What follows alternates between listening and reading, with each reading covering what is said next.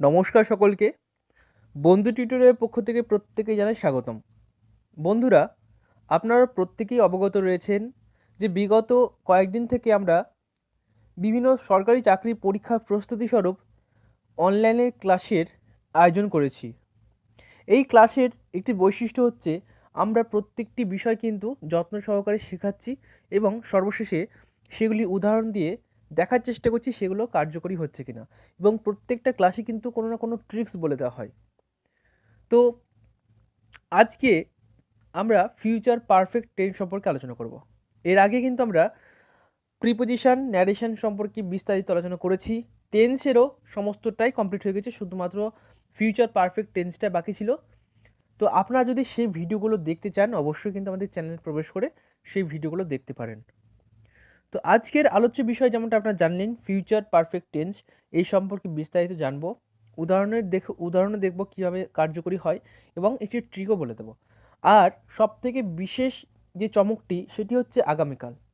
সেদিন আমরা এই যে এতদিন আমরা ক্লাস করেছি, তো অনেকের হয়তো বা কিছু কিছু সমস্যা থেকেও যেতে পারে। আমি চেষ্টা করছি যতটা সহজে সম্ভব শেখানোর।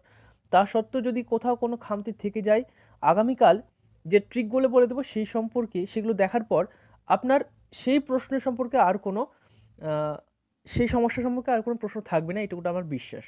তাই অবশ্যই কালকের জন্যও কিন্তু প্রস্তুত থাকবেন। কালকে সকাল 7টায় আপনারা সেই ভিডিওটি পাবেন। সেই ভিডিওতে কিন্তু প্রত্যেকটি টেন্স চেনার সবথেকে সহজ উপায় একটি ট্রিকের মাধ্যমে আমি বলে দেব। তো আজকের যে বিষয়টি সেটি আমি এখন আলোচনা করব, ফিউচার পারফেক্ট টেন্স। দেখুন, ফিউচার শব্দের অর্থ আমরা প্রত্যেকে জানি যেটি ভবিষ্যৎ, আর পারফেক্ট শব্দের অর্থ যেটি সম্পূর্ণ হয়ে গিয়েছে। তাহলে এমন একটি বাক্য যেখানে কোনো কাজ যেটি ভবিষ্যতে হবে এবং যেটি সম্পূর্ণ হয়ে গিয়েছে, এরকম অর্থ বোঝাবে। কীরকম ভবিষ্যতে হবে আবার সম্পূর্ণ হয়ে গেছে? মানে ধরুন আমি বললাম she will have met you. এই যে বাক্যটি আমি বললাম, এই বাক্যের দ্বারা কি বোঝাচ্ছে না, তো কোনো একজন সে অন্য একজনের সাথে দেখা করতে যাবে, ভবিষ্যৎকালের কথা বলা হলো এবং বাক্যটি সম্পূর্ণ হয়ে গেল। মানে কোথাও কোনো অসম্পূর্ণতা নেই, যেহেতু নেই সেহেতু এটি হচ্ছে ফিউচার পারফেক্ট টেন্স। বোঝা গেল? যদি এখানে কোনো অর্ধ বাক্য থাকতো, যদি মানে বাক্যটি সম্পূর্ণ না থাকতো, তাহলে কিন্তু এটি ফিউচার পারফেক্ট টেন্স হতো না। ঠিক আছে? তাহলে এটা তো জানলাম যে ফিউচার পারফেক্ট টেন্স কাকে বলে। এবার বিষয়টি হচ্ছে, এই যে ফিউচার পারফেক্ট টেন্সেরও তো বিভিন্ন সূত্র থাকে, যেমন অ্যাফার্মেটিভের ক্ষেত্রে আলাদা থাকে, নেগেটিভের ক্ষেত্রে আলাদা থাকে এবং ইন্ট্রোগেটিভের থেকে একটু আলাদা থাকে। তো বিষয়টা হচ্ছে, মেইন যেটি আমাদের মনে রাখতে হয় সেটি হচ্ছে হেল্পিং ভার্ব আর মেন ভার্ব। তো হেল্পিং ভার্ব মনে রাখার একটি সহজ উপায় কী বলেছিলাম, যখনই ফিউচার কোনো টেন্সের কথা বলা হবে তখন সেখানে হবে উইল বা শ্যাল। তাহলে সাবজেক্ট থাকছেই, এটা আমাদের গ্যারেন্টি। আমরা প্রত্যেকটা টেন্সের ক্ষেত্রে দেখছি সাবজেক্ট এবং অবজেক্ট থাকবেই। তাহলে এখানেও তাই, সাবজেক্ট থাকবে এবং সর্বশেষ হচ্ছে অবজেক্ট। মাঝখানে কি হবে? মাঝখানে হেল্পিং ভাবে থাকবে উইল বা শ্যাল, তার সাথে থাকবে হ্যাভ। এই যে হ্যাভ, এটা শুধু মনে রাখার বিষয়। তাহলে কি হলো? সাবজেক্ট, তার সাথে উইল বা শ্যাল, তার সাথে হচ্ছে হ্যাভ, আর তারপরে হচ্ছে মেন ভার্ব, মেন ভার্বের থার্ড ফর্ম, আর সর্বশেষে তো অবজেক্ট হয়ে যাচ্ছে। তাহলে এটা হলো আমাদের সূত্র। এইবার আমরা দেখি বাক্যে এটি কার্যকরী হচ্ছে কিনা। আমি একটি বাক্য বললাম, you will have come here. You will have come here. এবার দেখুন, এই যে বাক্যটি আমি বললাম, বাক্যটি শুনতে একটু অড লাগছে, কিন্তু এটি কিন্তু গ্রামাটিক্যাল ঠিক বাক্য, সঠিক একটি গ্রামাটিক্যাল বা ব্যাকরণগত দিক থেকে বাক্যটি সঠিক।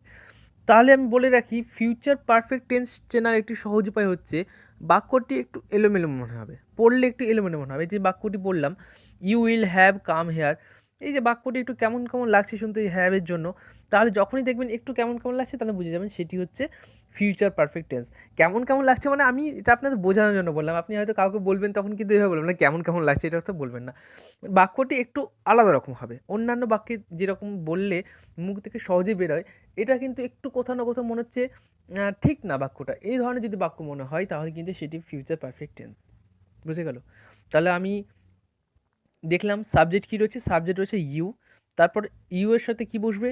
যেহেতু আমি গতকাল বলেছিলাম আই বা উই থাকলে বসে শ্যাল, আর বাকি সমস্ত ক্ষেত্রে বসে উইল। তো এখানে যেহেতু আই বা উই নেই, সেহেতু এখানে কি বসবে?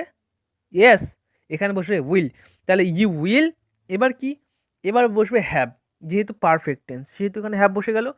এবার হচ্ছে আমাদের মেন ভাবে থার্ড ফর্ম কাম, কামের মেন ভাবে থার্ড ফর্ম হচ্ছে কাম, তাহলে কাম হেয়ার। ওকে, তাহলে বাক্যটি আমাদের ঠিকঠাক হলো। ফিউচার পারফেক্টের অ্যাফার্মেটিভের এটি একটি উদাহরণ।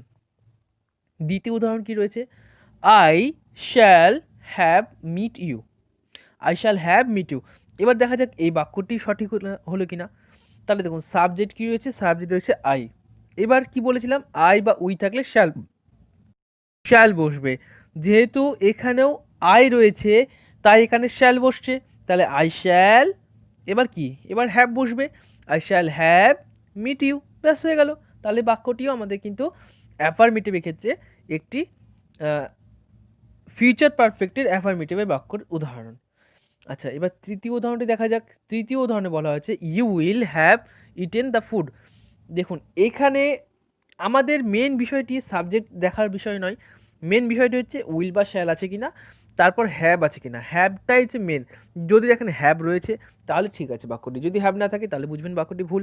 তাহলে সাবজেক্ট আমি দেখছি না, কি দেখবো, উইল বা শ্যাল আছে কিনা, তাহলে উইলও আছে বা শ্যাল থাকলেও ওটি কার্যকরী হতো, তাহলে উইল আছে, তাহলে এখনও পর্যন্ত ঠিক আছে, তারপর হ্যাভও রয়েছে, তাহলে এখানেও ঠিক আছে। এবার দেখুন মেনভাবে থার্ড ফর্ম, ইটের ভাব, ইটের থার্ড ফর্ম হচ্ছে ইটেন, তাহলে এখানে কিন্তু পুরো বাক্যটি সঠিক হয়েছে, এখনো পর্যন্ত কোনো ভুল নেই।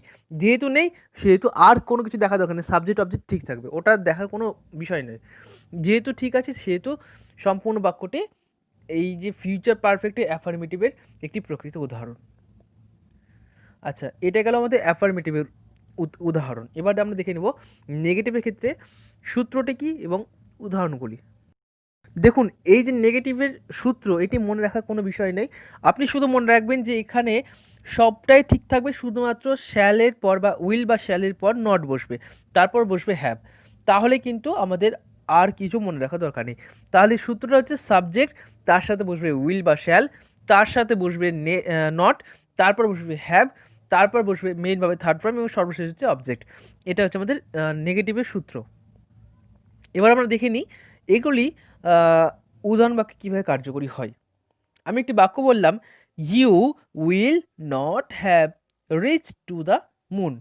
আমি একটি বাক্য বললাম, এই বাক্যে সাবজেক্ট অবজেক্ট আমার দেখার দরকার নেই, যাই থাকুক না কেন, আমার মেন বিষয় হচ্ছে এখানে উইল বা শ্যাল আছে কিনা, আর এখানে মেনভাবে থার্ড ফর্মটি কার্যকরী হচ্ছে কিনা। যদি হয় তাহলে কিন্তু এটি একদম পারফেক্ট, ফিউচার পারফেক্টের সঠিক উত্তর বা প্রকৃত একটি উদাহরণ। সাবজেক্ট আমি দেখলাম এখানে ইউ রয়েছে, আর কিছু দেখা দরকার নেই, ইউ রয়েছে। এবার ইউ থাকলে কি হয়, যেহেতু আই বা উই থাকলে শ্যাল হয়, তো যেহেতু এখানে আই বা উইল নেই, এখানে আছে কি ইউ, যেহেতু ইউ আছে সেহেতু এখানে উইল বসবে, তাহলে ইউ উইল, এবার নট বসে গেল, you will not have reached to the moon. দেখুন বাক্যটি যখন পড়ছি আমরা, এটি যখন উচ্চারণ করছি একটু অড অড লাগছে, একটু অন্য রকম মনে হচ্ছে, একটু আলাদা রকম লাগছে, যেহেতু আলাদা রকম লাগছে সেহেতু এটি হচ্ছে ফিউচার পারফেক্ট টেন্স। এরকম বিষয় হচ্ছে যে সর্বক্ষেত্রে কি এটি কার্যকরী। দেখুন আমরা যে এতগুলো টেন্স করেছি সেগুলো যখন আমরা উচ্চারণ করতাম বা যখন আমরা সেটা পাঠ করতাম, বাক্যটি পাঠ করতাম, দেখতাম হ্যাঁ ঠিকঠাক লাগছে, কিন্তু এটি এমন একটি বাক্য, এই যে এইটি এমন একটি নিয়মের মধ্যে পড়ছে, কোনো একটি বাক্য যখন আপনি উচ্চারণ করবেন দেখবেন যে আমরা কি বলি, ইউ হ্যাভ নট এরকমভাবে বলি, কিন্তু এখানে প্রথমেই নট তারপরে হ্যাভ বসছে। তো এই বিষয়গুলি একটু খেয়াল রাখবেন যে একটু আলাদা, কোথাও একটু আলাদা, যেহেতু আলাদা সেহেতু এটি ফিউচার পারফেক্ট টেন্স, এইভাবে একটু মনে রাখতে হবে। তাহলে আমাদের প্রথম উদাহরণটা আমরা দেখে নিলাম। এবার দেখা যাক দ্বিতীয় উদাহরণটি। দ্বিতীয় উদাহরণে বলা হয়েছে I will not have met you, I will not have met you. এবার বলবেন স্যার এখানে তাহলে উইল বসলো কেন। দেখুন আমি গতকাল এই বিষয়টিই বলেছিলাম, যখন কোনো বাক্যে আই ব্যবহৃত হয় তখন আয়ের পর যখন উই বসে তার মানে সেটি নিশ্চিত যখন কিছু একটা বোঝায় সেই ক্ষেত্রে কিন্তু উইল বসে, বাকি সমস্ত ক্ষেত্রে কিন্তু শ্যাল বসে। তো আপনি যদি শ্যালও বসান কোনো অসুবিধা নেই, কিন্তু উইল বসানোর ক্ষেত্রে একটু কিন্তু ব্যতিক্রমই রয়েছে, আপনাকে কিন্তু খুব ভেবেচিন্তে আয়ের পর উইল বসাতে হয়। আপনি যদি শ্যাল বসান সেটি একদম সঠিক উত্তর, আপনার ওখানে একটা নাম্বার কাটবে না। এখানে যদি আপনি শ্যালও বসান, আমি উইলটা কেটে দিলাম, আমি বলছি I shall not have met you, তাহলে কোনো ভুল হবে না, এটা আমি বলছি। তাহলে আই শ্যাল নট, এবার মেন বিষয়টা হচ্ছে আমার যে হেল্পিং ভার্ব হ্যাভ সেটি এখানে আছে কিনা। তো বাক্যে রয়েছে, এটি দেখে নিলাম। আর একটি জিনিস দেখার বিষয়, সেটি হচ্ছে মেন ভাবে থার্ড ফর্মটা আছে কিনা। মেন ভাব কি? মিট, মিটের থার্ড ফর্ম হচ্ছে মেট, তাহলে এখানে মেট রয়েছে, তাহলে এটি হচ্ছে আমাদের ফিউচার পারফেক্টের নেগেটিভের একটি উদাহরণ। চলুন এবার নেক্সট উদাহরণে চলে যাই। I will not have eaten the food. তাহলে এই যে বাক্যটি আমি বললাম, এখানেও সাবজেক্ট রয়েছে আই, তো এখানেও আমি উইল বললাম, এখানে যদি আপনার শ্যালো বলেন তাহলে কোনো ভুল হবে না। এটা আমি এটা আমি দেখেছি বেশিরভাগ ক্ষেত্রে যখন কোনো আই বসে, উইলটা খুব কম ক্ষেত্রেই বসে। আই উইল সি ইউ এই সকল বাক্য খুব ব্যতিক্রমিক কোনো কোনো বাক্য ক্ষেত্রেই শুধুমাত্র আই উইল বসে, বাকি সমস্ত ক্ষেত্রে 90% সময় কিন্তু আই শ্যাল বসে। তাই আপনি যদি এখানে শ্যালো বসান কোনো অসুবিধে নেই। শ্যালটা বসে অনিশ্চয়ত্ব অর্থে, আর উইলটা বসে যখন কোনো নিশ্চয়ত্ব কোনো কিছু যদি বলা হয় যে আমি এটা করবই, সেই অর্থে শুধুমাত্র উইল বসে। তো আপনি যদি এটি শ্যালো বসান খুব একটা সমস্যার সম্মুখীন হতে হবে না। তবে যদি আই উইল থাকে আবার শ্যালো থাকে, তাহলে একটু দেখার বিষয় যে বাক্যটিতে কি বোঝাতে চেয়েছে।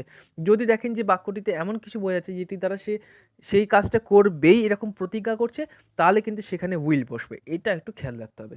কিন্তু আপনি যদি শ্যাল মানে উইল নাই থাকে, তাহলে কিন্তু আই শ্যাল বসবে, এটা গ্যারান্টি থাকবে। ঠিক আছে, যেহেতু আর কোনো অপশনও নেই অবশ্য। তো আমাদের আই উইল বা আই শ্যাল বসে গেল, তারপর কি? নট বসে গেল। নটের পর কি বলেছিলাম? এখানে বসবে একটা হ্যাভ বসবে, helping verb. Helping verb have বসে গেল। যেহেতু হেল্পিং ভার্বও কাজ করে গেছে, এইবার আমাদের দেখার বিষয় হচ্ছে আমাদের যে মেন ভার্ব সেটি থার্ড ফর্মটা এখানে কাজ করছে কিনা। তাহলে মেন ভার্ব হচ্ছে ইট, ইটের থার্ড ফর্ম হচ্ছে ইটেন, তাহলে এখানে ইটেন রয়েছে, আর অবজেক্টে রয়েছে দ্য ফুড। তাহলে এই বাক্যটি হচ্ছে আমাদের ফিউচার পারফেক্টের একটি বাস্তব উদাহরণ বা প্রকৃত উদাহরণ। তাহলে এতক্ষণ পর্যন্ত আমরা যে সূত্র এবং উদাহরণগুলি দেখছিলাম, এগুলো প্রত্যেকটি কিন্তু কার্যকরী হচ্ছে। এবার দেখা যাক ইন্টারোগেটিভ সেন্টেন্সে কিভাবে ফিউচার পারফেক্টের উদাহরণগুলি কাজ করছে।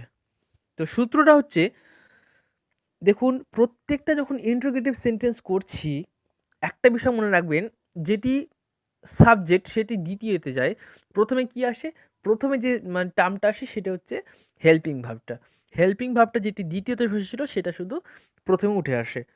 তাহলে এখানেও তাই, হেল্পিং ভার্ব কি ছিল? হেল্পিং ভার্ব ছিল উইল বা শ্যাল, তা ওটা আগে চলে এলো। তারপর কি? তারপর সাবজেক্ট, সাবজেক্টের পর যা ছিল তাই। সাবজেক্টের পর কি ছিল? সাবজেক্টের পর ছিল হ্যাভ। এবার কি ছিল? তারপর ছিল মেন ভাবে থার্ড ফর্ম, এবং সর্বশেষ ছিল অবজেক্ট। তাহলে তাই হয়ে গেল। এবার দেখা যাক এই সূত্রটা অনুযায়ী উদাহরণ বাক্যগুলি কাজ করছে কিনা বা উদাহরণ বাক্যগুলি গঠন হচ্ছে কিনা। একটি বাক্যে বলা হলো will you have met me, এই ধরনের কিছু বাক্য। দেখুন বাক্যগুলি পড়লেই কেমন একটু মনে হচ্ছে যে অড অড, একটু আলাদা রকম, মানে শুনতে একটু কেমন কেমন লাগছে। এগুলো বাক্যে সাধারণত ব্যবহৃত হয় না। ব্যাকরণগত দিক থেকে এদের হয়তো ব্যবহার হতে পারে, কিন্তু আমাদের যে প্রাত্যহিক জীবনে এই সকলের ব্যবহার খুবই কম হয়। তাই জন্য আমাদের এই বিষয়গুলো একটু আলাদা মনে হচ্ছে। যাই হোক, তো পড়তে তো হবে যেহেতু রয়েছে। তো এই যে বাক্যটি আমরা বললাম, সেখানে প্রথমে কি রয়েছে? হেল্পিং ভার্ব রয়েছে উইল। যখনই দেখবেন যে হেল্পিং ভার্বটা প্রথমেই রয়েছে এবং সর্বশেষে রয়েছে জিজ্ঞাসাবোধক চিহ্ন, আপনি 50% কনফার্ম হয়ে গেলেন যে সেটি হচ্ছে ইন্টারোগেটিভ সেন্টেন্স, এবং সেটি হচ্ছে ফিউচার টেন্স। এবার ফিউচার পারফেক্ট কিনা সেটা জানার জন্য আপনাকে দেখতে হবে সেখানে হ্যাভ রয়েছে কিনা। যদি হ্যাভ থাকে তাহলে একদম 100% শিওর সেটি হচ্ছে ফিউচার পারফেক্ট টেন্স। বুঝে গেল?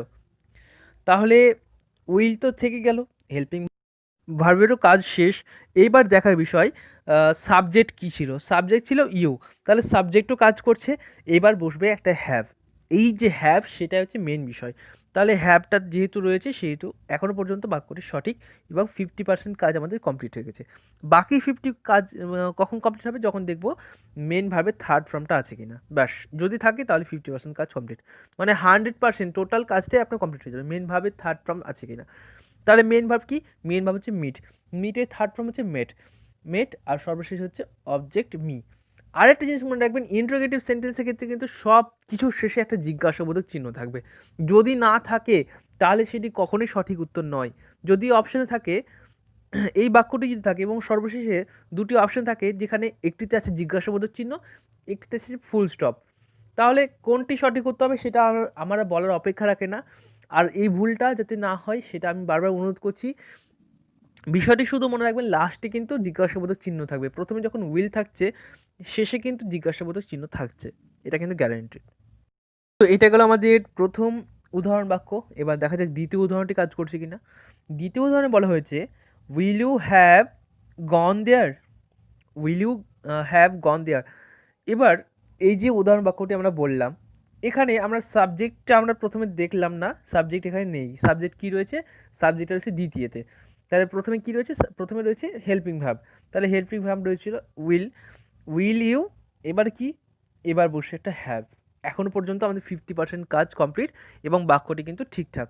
তাহলে উইল ইউ হ্যাভ এখনো পর্যন্ত আমাদের কাজটি ঠিক আছে।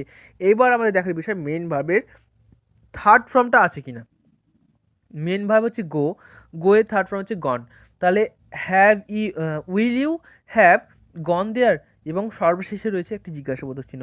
ব্যাস, আর কিছু দেখা দরকার নেই। আমাদের 100% কম, আমরা শিওর যে এই বাক্যটি হচ্ছে ফিউচার পারফেক্টের বাক্য, 100% শিওর। আর কেউ বলতে পারবেন, আপনাকে যদি কেউ বলে আপনি গ্যারান্টি দিয়ে বেট খেলতে পারেন, কোনো অসুবিধা নেই। আমি বলছি আপনি জিতে যাবেন, আপনাকে কেউ হারাতে পারবেন না। শুধু মনে রাখবেন সূত্র যদি ঠিক থাকে বাকি সমস্ত কিন্তু এক। তবে একটা জিনিস বলে রাখি, এটা ইংলিশ, এটা অঙ্ক নয়। আমি জানি অনেকে ইংলিশ মিডিয়ামে পড়েননি, সেটাও আমি জানি। আমি চেষ্টা করব যতটা সহজে সম্ভব আগামীকাল আপনাদের ট্রিক্সের মাধ্যমে কীভাবে উত্তর বের করবেন সূত্র ছাড়াই সেটা বলে দেওয়ার। তাই অবশ্যই কালকের জন্য অপেক্ষায় থাকবেন, এটুকুটা আমি বলছি। লস কিছুই হবে না, বরং কিছু শিখতে পারবেন, এটুকুটা আমি গ্যারান্টি দিয়ে বলতে পারি। তো দেখা হচ্ছে আগামীকাল। সকলে ভালো থাকবেন। নমস্কার।